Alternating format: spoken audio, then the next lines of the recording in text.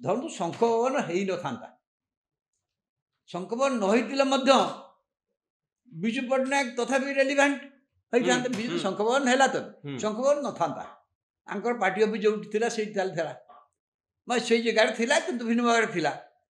ସେଇଟା କଥା ନୁହେଁ। କଥା ହେଉଛି ଆପଣ ଠିକ୍ ଭାବରେ ଯେଉଁ ଉଠେଇଲେ, ଯେତେବେଳେ ବିଜୁ ଜନତା ଦଳ ଏମାନେ ଗଢ଼ିଥିଲେ, ଜାତୀୟ ସ୍ତରରେ ଜନତା ଦଳର ବି ସଙ୍କଟ ହେଉଥିଲା, ଓଡ଼ିଶାରେ ଆଙ୍କୁ ଗୋଟେ ଦରକାର ଥିଲା, ଯେଉଁଭଳି ଅବସ୍ଥାକୁ ଦଳ ଯାଇଥିଲା, ଦଳ କଂଗ୍ରେସ ସରକାର ଥିଲା, ଏମାନେ କୌଣସି ଉପନିର୍ବାଚନ ବି ଜିତି ପାରୁନଥିଲେ।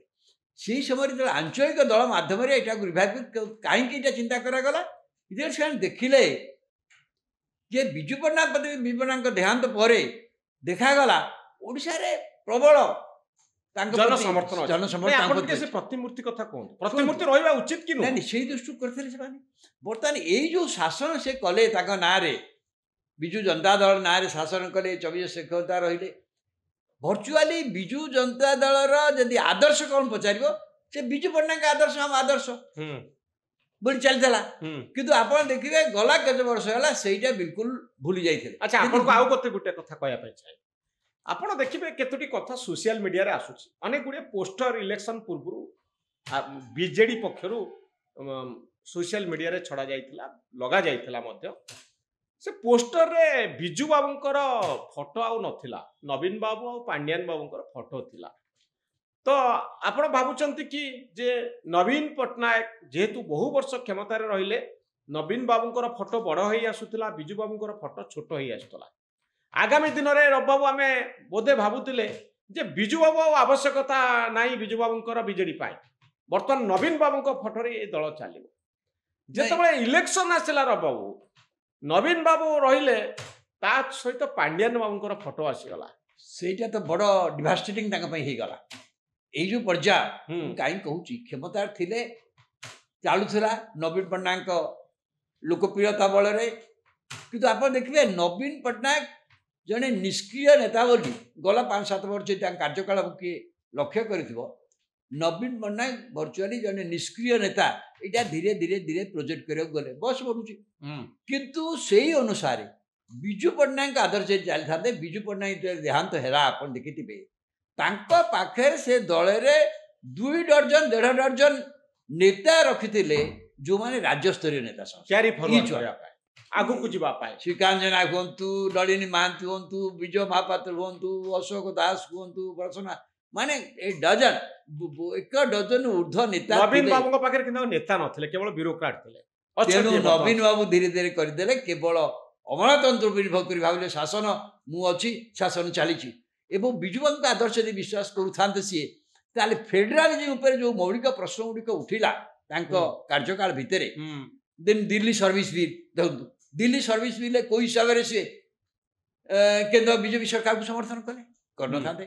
ଗୋଟେ ରିଜନାଲ ପାର୍ଟି କରିବ କି ଆଜ୍ଞା? ଆପଣ କହୁଛନ୍ତି ଆମ୍ ଆଦମୀ ପାର୍ଟି କଥା, ଯେ ସରକାର ହବ ଆମ୍ ଆଦମୀ ପାର୍ଟିର, କିନ୍ତୁ ବ୍ୟୁରୋକ୍ରାଟ ମାନଙ୍କୁ ଆପଏଣ୍ଟମେଣ୍ଟ କରିବେ, ଯୋଉମାନେ କାମ କରିବେ ମୋ ପାଖରେ, ମୁଁ ସେ ନିଷ୍ପତ୍ତି ନେଇ ପାରିବିନି। ସେମାନେ କେନ୍ଦ୍ର ସରକାର ବିଜେପି ଦ୍ୱାରା ମନୋନୀତ, ବିଜେପି ସରକାର ଦ୍ୱାରା ମନୋନୀତ ଲେଫ୍ଟନାଣ୍ଟ ଗଭର୍ଣ୍ଣର ବ୍ୟୁରୋକ୍ରାଟ ମାନଙ୍କୁ, ଆଇଏଏସ୍ ଅଫିସର ମାନଙ୍କୁ ଆପଏଣ୍ଟମେଣ୍ଟ ଦେବେ। ତାମାନେ ଭର୍ଚୁଆଲି ସରକାର ଅଚଳ ହେଇଗଲା। ଏଥିରେ ବିଜୁ ଜନତା ଦଳ ସମର୍ଥନ କରିବା କ'ଣ ଭାବୁଛନ୍ତି? ତାହେଲେ ବିଜୁ ପଟ୍ଟନାୟକ ଆଦର୍ଶ ଅଛି।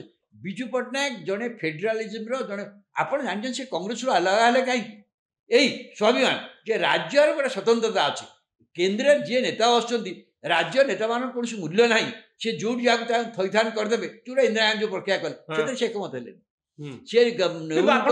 ଫେଡେରାଲିଜମ ବା ରାଜ୍ୟର ଗୋଟେ ସ୍ୱତନ୍ତ୍ର ସତ୍ତା ଅଛି, ତାର କ୍ଷମତା ଅଛି। ଗୋଟିଏ ଓଡ଼ିଶା ଯେମିତି ରାଜ୍ୟ, ଦିଲ୍ଲୀ ସେମିତି ଗୋଟେ ରାଜ୍ୟ, ଏମାନଙ୍କର ସ୍ୱତନ୍ତ୍ର କ୍ଷମତା ଅଛି। ତାକୁ ସେଣ୍ଟର ଏନକ୍ରୋଚ ନ କରୁ, ତାକୁ ଅକ୍ତିଆରକୁ ନ ନେଇ ଯାଉ, ରାଜ୍ୟର କ୍ଷମତା ଗୁଡ଼ିକ ସେଣ୍ଟର ପାଖକୁ ନ ପଳେଇ ଯାଉ, ଏ ଇସ୍ୟୁରେ କେନ୍ଦ୍ରକୁ ସମର୍ଥନ କଲେ ବିଜୁ ଜନତା ଦଳ।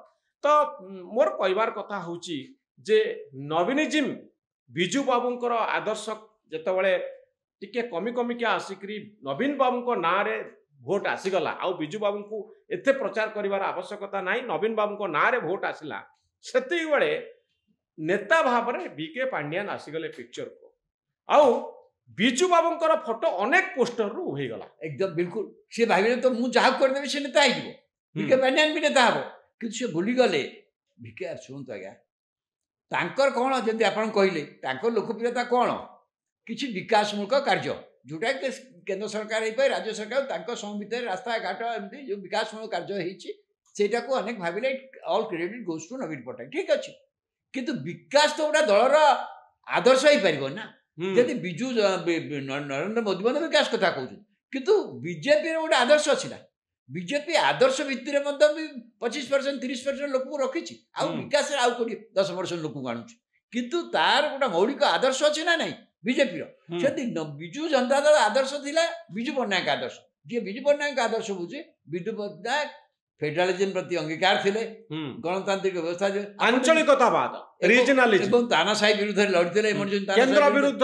स्वर उत्तोलन करते राज्यर स्वतंत्र राज्य गोटा गोडाणिया नुहे राज्य निज आप मणिचंती स्वतंत्र आर्थिक क्षमता राज्य से दाबी करके निर्वाचन लड़ते 1991 लोकसभा तापर आप जानते भारत वर्ष नुआ इकोनॉमिक पॉलिसी आसिला जो पॉलिसी रे राज्य मानक किसी अधिकार से पाईगले बर्तमान प्रत्येक राज्यर आर्थिक विकास करने राज्य सरकार को भूमिका प्रमुख किंतु नरेंद्र मोदी 2014 मसीह केंद्र में आसिले आउट ना कौटी लगे जमी ओडिशा गोड़ाणिया हो जाऊँगी ओडिशा निजस्व परिचय पाई पारुनी निज दाबी को हासिल करने दृढ़ कंठरे किसी समालोचना करि पारुनी बड़ आंदोलन केंद्र विरुद्ध हो पारुनी एवं बीजेपी सरकार जहाँ कहूँ बीजेडी से गोडाणिया भाया काम कले जोटा कि बिजू पट्टनायक आदर्श संपूर्ण बिजू पट्टनायक जब से आदर्श विश्वास करता से कांग्रेस छाड़ी आसन से इंदिरा गांधी जो तानाशाही आभिमुख्य को बिजू पट्टनायक ग्रहण कले बाहर की आसिक उत्कल कांग्रेस कले जनता दल बिजू बाबू आदर्श कौटी ना कौटी बिजू जनता दल